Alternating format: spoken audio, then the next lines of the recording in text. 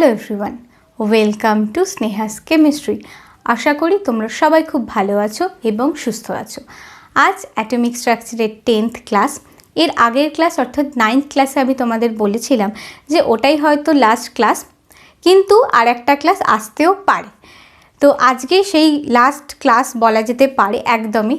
তো আমাদের অ্যাটমিক স্ট্রাকচারে মোটামুটি যা কনসেপ্ট ছিল থিওরির, সে সমস্ত কিছু ক্লিয়ার হয়ে গেছে, পড়ানোও হয়ে গেছে। আশা করি তোমরা নোট বানিয়ে সেগুলো ঠিকঠাকভাবে পড়েও নিয়েছো। তো আজকের ক্লাসটা হচ্ছে কোশ্চেন আনসারের ক্লাস, ঠিক আছে? আজকের ক্লাসে আমরা বেশ কিছু প্রিভিয়াস ইয়ারের কোশ্চেন আনসার আলোচনা করব। তো চলো আজকের ক্লাসটা শুরু করা যাক। তো অ্যাটমিক স্ট্রাকচারটার কোশ্চেন আনসার করতে গেলে আমি তোমাদের আর একটা কথা বলে রাখি ক্লাসটা শুরু করার আগে, সেটা হচ্ছে প্রতিটা থিওরি কিন্তু তোমাদের ভালো করে পড়তে হবে। অ্যাটমিক স্ট্রাকচার কিন্তু একটু বেশি থিওরিটিক্যাল চ্যাপ্টার, মানে বেশি থিওরি পড়তে হয়, কারণ প্রচুর মডেল আছে, সে সমস্ত মডেলের পস্টুলেটগুলো পড়তে হয়, ড্রব্যাক পড়তে হয়। তো সেগুলো ভালো করে খাতায় এক জায়গায় নোট ডাউন করে ভালো করে করে পড়ো, বারবার করে লেখো।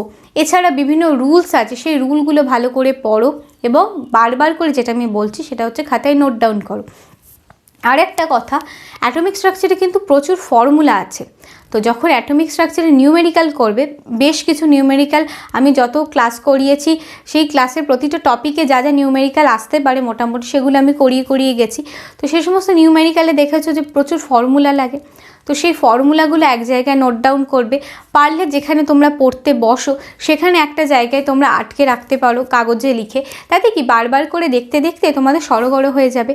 তো অ্যাটমিক স্ট্রাকচারের নিউমেরিক্যালগুলো ভালো করে তোমরা প্র্যাকটিস করবে। তো এই মোটামুটি আমার বলবার ছিল। তাহলে চলো আজকের ক্লাসটা শুরু করা যাক। তো আজকের ক্লাসে যে প্রথম প্রশ্ন আছে, তো প্রথম প্রশ্ন কি বলছে? প্রথম প্রশ্ন যেটা, সেটা ওয়েস্ট বেঙ্গল বোর্ডের 2017-এ এই প্রশ্নটা এসেছিল।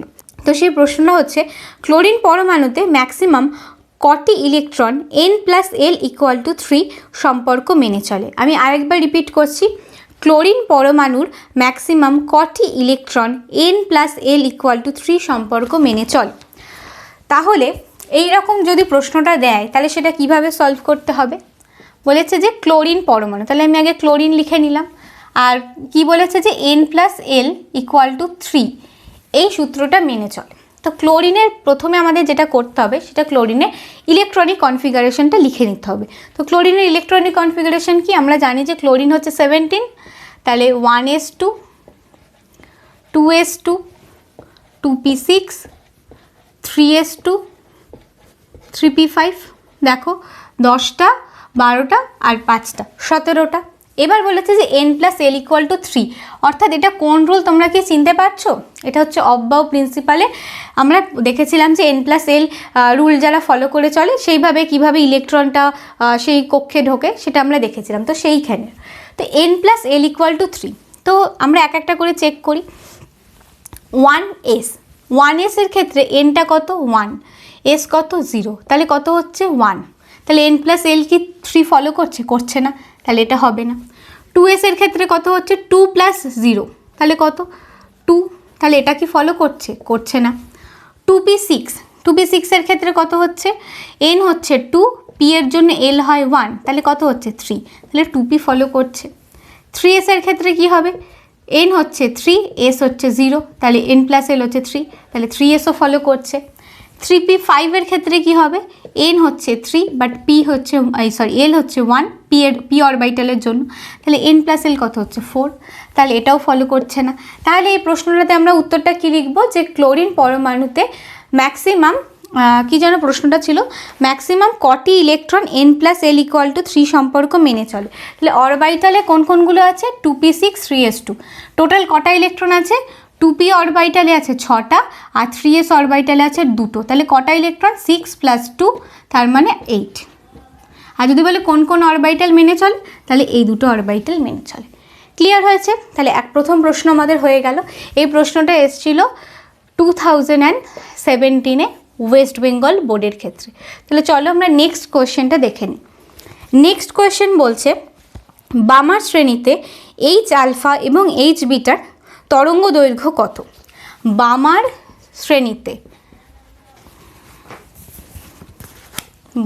শ্রেণীতে এইচ আলফা আর এইচ বিটার ল্যামডা কত।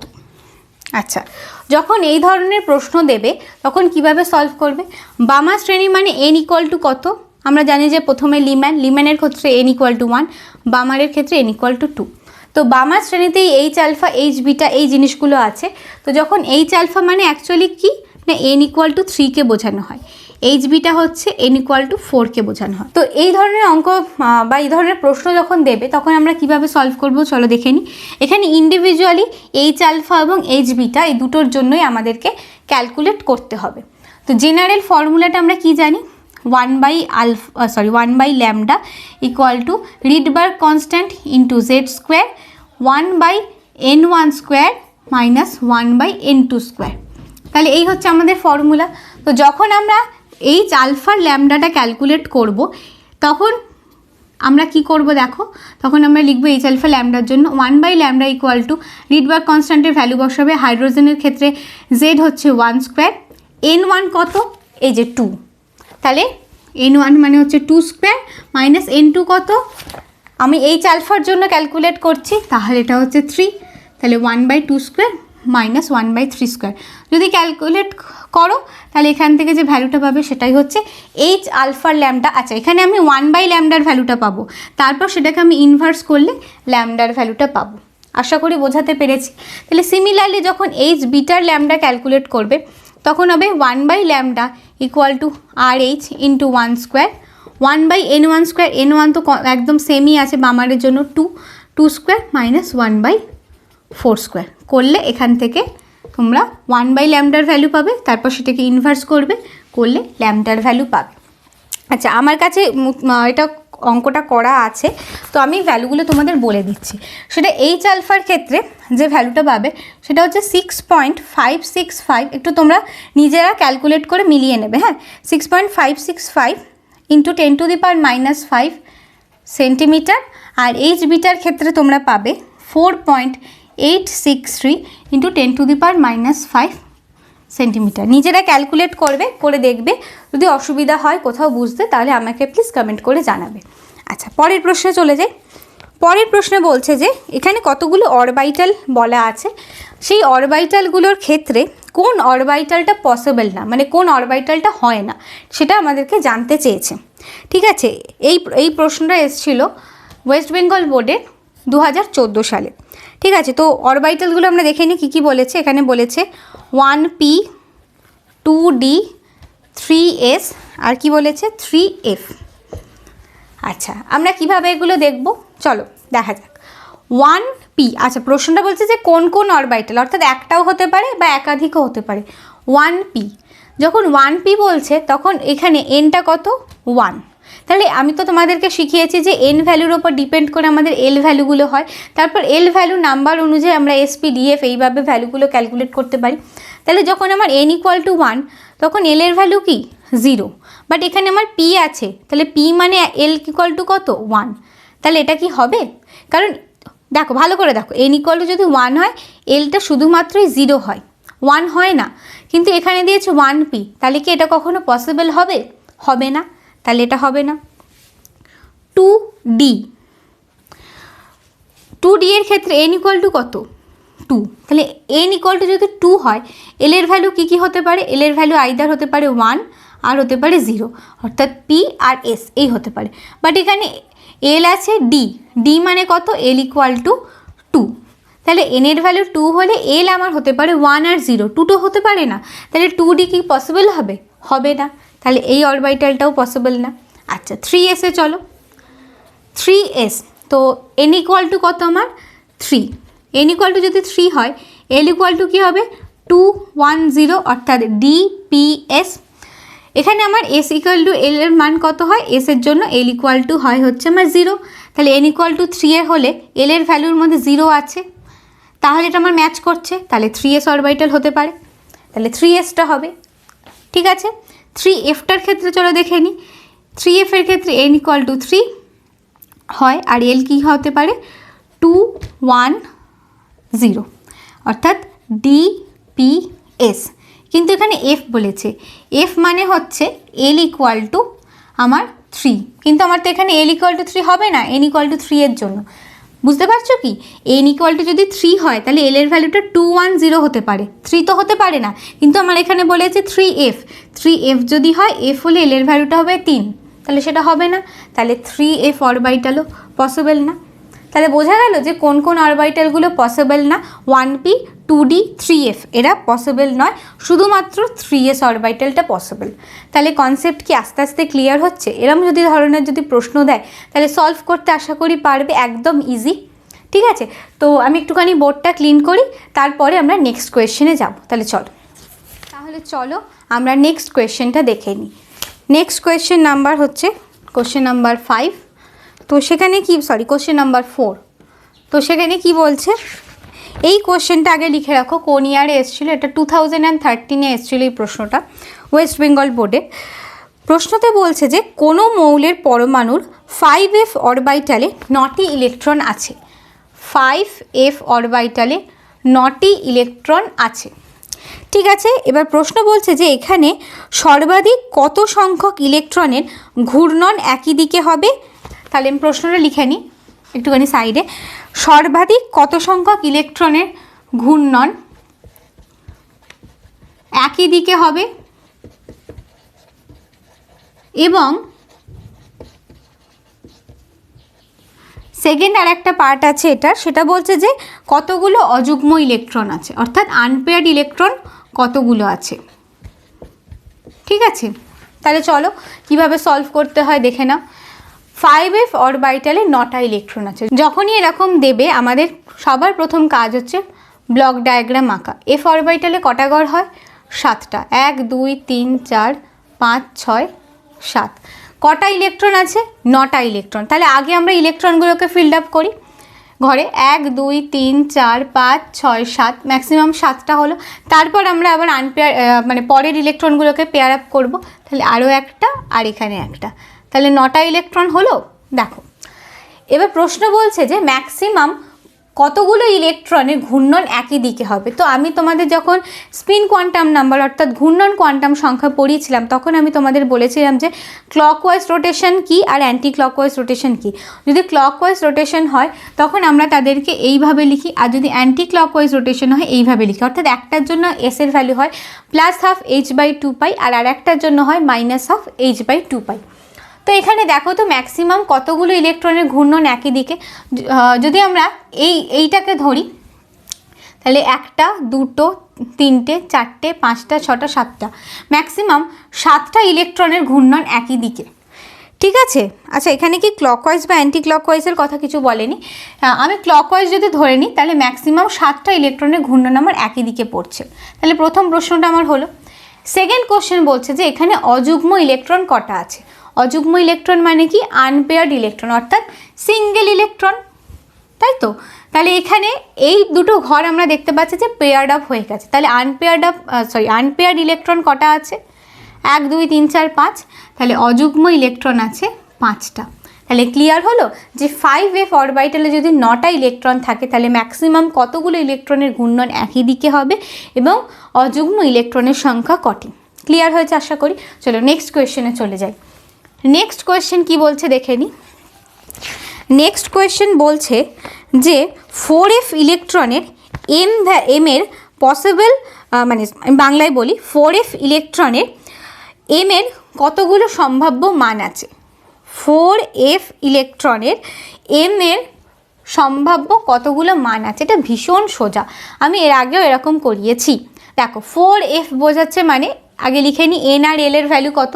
যদি আমরা এন আর এল এর ভ্যালুটা ইজিলি ক্যালকুলেট করতে পারি তাহলে এমটা তো নিশ্চয়ইভাবে করতে পারবো। তো 4f এর ক্ষেত্রে এন হচ্ছে 4 আর এফ বলেছে, তাহলে এল কত হচ্ছে আমার 3, কারণ 0 1 2 3 SPDF। তাহলে n ইকুয়াল টু যদি 4 হয় l ইকুয়াল টু 3 হয় তাহলে m এর মান কি হবে? আমরা জানি যে m এর মান হয় +l থেকে শুরু করে -l অবধি। তাহলে m এর মান কি হবে? m এর মান হবে +3 +2 +1 0 -1 -2। তাহলে m এর সম্ভাব্য মান এগুলো। ক্লিয়ার হয়েছে ব্যাপারটা? নেক্সট কোয়েশ্চেনে আমরা চলে যাই। আচ্ছা এই যে প্রশ্নটা করালাম এটা এসেছিল ইয়ার 2012-এ। ঠিক আছে। আর এর পরে যে প্রশ্নটা করাবো সেটাও 2012-এ এসেছিলো। চলো দেখে নিই। সেখানে বলছে যে কে প্লাসের আইসো ইলেকট্রনিক দুটি অ্যানায়নের নাম বলো। কে প্লাসের আইসো ইলেকট্রনিক দুটি অ্যানায়নের নাম করো। আমি বাংলা আর ইংলিশ মিলিয়ে মিশিয়ে লিখে ফেলেছি, তোমরা এরকমটা করো না, যে কোনো একটা ল্যাঙ্গুয়েজে লিখো। কে প্লাসের আইসো ইলেকট্রনিক দুটি অ্যানায়নের নাম জানতে চেয়েছে। তো তার আগে তোমাকে কে প্লাসের ইলেকট্রনিক কনফিগারেশন জানতে হবে, বা কে প্লাসে কতগুলি ইলেকট্রন আছে সেটা জানতে হবে। পটাশিয়ামের অ্যাটমিক নাম্বার কত? 19। পটাশিয়ামের অ্যাটমিক নাম্বার হচ্ছে 19। তাহলে সেটার ক্ষেত্রে আমি ইলেকট্রনিক কনফিগারেশন আগে লিখি। 1s2, 2s2, 2p6, 3s2, 10টা 12টা 3p6। আচ্ছা, তাহলে কি 1s2, 2s2, 2p6, 3s2, 3p6, 4s1। তাহলে এই হচ্ছে আমার পটাশিয়ামের অ্যাটমিক নাম্বার। তাহলে যখন কে প্লাস বলছে, কে প্লাস মানে কি একটা ইলেকট্রন বেরিয়ে গেছে, অর্থাৎ এ বেরিয়ে গেছে, তাহলে আমার কি হবে এই পোর্শনটা। অর্থাৎ আমরা দেখে নিই এটা কোন নোবেল গ্যাস হচ্ছে। 6 দুয়ে 8 দুয়ে 10, 16, 18। 18 মানে কি? আর্গন। তাহলে আর্গন 18। তাহলে এবার আমাদের দেখতে হবে যে কোন কোন অ্যানায়নের 18টা ইলেকট্রন হতে পারে। ঠিক আছে, তাহলে চলো দেখে নিই। আচ্ছা, 19, আচ্ছা অ্যানায়নের যদি 18টা, সহজ একটা জিনিস শিখিয়ে দিই। অ্যানায়নের যদি 18টা ইলেকট্রন, আমরা কি জানি যে কোনো একটা স্পিসিস, ধরো এক্স মাইনাস আমি লিখলাম, অর্থাৎ তার অরিজিনালি তার যে অ্যাটমিক নাম্বার ছিল তার থেকে একটা বেশি হচ্ছে। মাইনাস মানে ইউনিপজিটিভ, মানে একটাই ইলেকট্রন ওর মধ্যে এন্টার করেছে, তার মানে একটাই সংখ্যা বেড়েছে। তাহলে আমাকে 18 হতে হবে। তাহলে 18 হতে গেলে আইদার আমাকে কি হতে হবে, সরি আইদার বলবো না, 18 হতে গেলে আমার কি হতে হবে, +1 তো আমার অ্যাড হয়েছে, তার মানে নিশ্চয়ই সে 17 ছিল। 17 যদি হয়, আরও একটা ইলেকট্রন যদি অ্যাড হয়, তবে সে 1 হবে। তাহলে সেরকম কে হতে পারে? Cl minus. বোঝা গেল? Cl মাইনাসে যদি মানে শুধু ক্লোরিনের যদি অ্যাটমিক নাম্বার মনে করো, তাহলে সেটা কত হয়? 17Cl। মানে তোমাদের ইলেকট্রনিক কনফিগারেশনটা লিখবে। Cl মাইনাস যদি হয় তাহলে কি হবে, আরও একটা ইলেকট্রন ওর অরবিটালে ঢুকছে, তাহলে Cl মাইনাস হয়ে যাবে। ক্লিয়ার হয়েছে ব্যাপারটা? তাহলে আর একটা দেখে নিই। আমার তো একটা বলেছে, আচ্ছা এটা আমি ইউনিপজিটিভ করেছি, আমার তো ডাই পজিটিভও হতে পারে। আমি সাপোজ করলাম x2 মাইনাস, তাহলে কি হবে, তার মানে এখানে দুটো ইলেকট্রন অ্যাড হয়েছে, তাহলে সে ছিল 16। তাহলে 16 এরকম কে আছে, O2 মাইনাস হতে পারে, S2 মাইনাস হতে পারে, সরি O2 মাইনাস হবে না, S2 মাইনাস হতে পারে। ঠিক আছে, বোঝা গেল? আর যদি আমি ট্রাই পজিটিভ করি, তাহলে সেটা নিজেরা করে দেখবে যে যদি ট্রাই পজিটিভ করতে হয় তাহলে কি করতে হবে। তাহলে এই প্রশ্নটা ক্লিয়ার হলো যে কে প্লাসের আইসো ইলেকট্রনিক দুটি অ্যানায়ন যদি বলে তাহলে আমরা কিভাবে সলভ করব, বুঝতে পারলে। আর একটা কোশ্চেন আমরা করব, আমি বোর্ডের ওপরের দিকটা একটুখানি ক্লিন করে সেখানেই আমি বলে দিচ্ছি। আচ্ছা, 7th যে কোশ্চেনটা আছে সেই কোশ্চেনটা কি বলছে, সেই কোশ্চেনটা বলছে যে 3D অরবিটালে যে ইলেকট্রনগুলি আছে তাদের N, L, M এর ভ্যালুগুলো লিখতে বলেছে। 3D অরবিটালে যে ইলেকট্রনগুলো আছে তাদের N, L আর M এই ভ্যালুগুলো লিখতে বলেছে। তাহলে এটা আশা করি তোমরা করতে পারবে, এটা ভীষণই সোজা প্রশ্ন, আমি লিখে ফেলেছি। তো 3D মানে কি, n ইকুয়াল টু কত, 3, n ইকুয়াল টু 3, d বলেছে, d মানে l ইকুয়াল টু কত, আচ্ছা n ইকুয়াল টু 3 হলে l এর মান কী হতে পারে, 2, 1, 0 হতে পারে। ঠিক আছে, তো এখানে আমার d বলেছে, d মানে হচ্ছে আমার এইটা, তাহলে l হচ্ছে 2। তাহলে 3Dর ক্ষেত্রে আমি আরেকবার লিখি, 3Dর ক্ষেত্রে n ইকুয়াল টু হচ্ছে 3, l ইকুয়াল টু হচ্ছে 2। m এর মান তাহলে কী হবে, আমরা জানি যে m এর যে ভ্যালুগুলো হয় সেগুলো l এর মানের ওপর ডিপেন্ড করে হয়। তাহলে l আছে 2, তাহলে m হবে +2, +1, 0, -1, -2। ক্লিয়ার হলো? তাহলে এই হচ্ছে মোটামুটি আজকে কিছু আমি প্রিভিয়াস ইয়ারে কোশ্চেন আনসার করালাম। বাকিগুলো কেন করালাম না, এই একটা প্রশ্ন তোমাদের আসতে পারে। সেগুলো করেনি তার একটাই কারণ, সেগুলো অত্যন্ত সহজ ছিল। এইখানে আজকে যে আমি কিছু কোশ্চেন যা করালাম সেগুলো একটু হলে ট্রিকি কোশ্চেন ছিল। ধরতে একটু অসুবিধা হতে পারতো, সেই জন্য আমি এগুলো করিয়েছি। তাও তোমরা দেখবে যদি কোথাও কোনো রকম কোশ্চেন তোমাদের আটকায় বা অসুবিধা হয় করতে, আমাকে অবশ্যই কমেন্ট করে জানাবে যে এই কোশ্চেনটা আমাদের আটকাচ্ছে, প্লিজ সলভ করে দিও। তো আমি নিশ্চয়ই সেই কোশ্চেনগুলো সলভ করে দেওয়ার চেষ্টা করব। ঠিক আছে, তাহলে আজকের ক্লাসটা এতটাই। অ্যাটমিক স্ট্রাকচার বলতে গেলে আজকে সম্পূর্ণভাবে শেষ হলো। এরপরে ক্লাস 11-এর হয় আমি ইকুইলিব্রিয়াম চ্যাপ্টারটা পড়াবো, না হলে পিরিয়ডিক টেবিল পড়াবো। আমি ডিসাইড করে নিই কোন চ্যাপ্টারটা পড়াবো, নতুন ভিডিও এলে তোমরা দেখতেই পাবে। তো আজকের ক্লাসটা এতটাই। ক্লাসটা কেমন লাগলো সেটা প্লিজ আমাকে কমেন্ট করে জানাবে। যদি ভালো লাগে তাহলে প্লিজ একটা লাইক করে দিও, শেয়ার করো বেশি করে বন্ধুদের সাথে, আর সাবস্ক্রাইব করতে একদমই ভুলো না। সাবস্ক্রাইব বাটনের পাশে একটা বেল আইকন আছে, সেটাকে প্রেস করবে, করে অল করে দেবে, ফলে যখনই আমি নতুন কোনো ভিডিও আপলোড করব সাথে সাথে নোটিফিকেশন তোমরা পাবে। আমার ডেসক্রিপশন বক্সে আমার ফেসবুক আইডি এবং ইনস্টাগ্রাম আইডির লিঙ্ক দেওয়া থাকবে, তোমরা যদি চাও তো আমাকে তোমরা ফলো করতে পারো। এছাড়াও ডেসক্রিপশন বক্সে আমার বাকি যে সমস্ত চ্যাপ্টার আমি এখনও অবধি ভিডিও তৈরি করেছি সেগুলোর লিঙ্কও দেওয়া থাকবে, তো তোমরা সেখান থেকে চেক আউট করে নিতে পারো। তাহলে আজকের মতো এতটাই। Thank you so much for watching.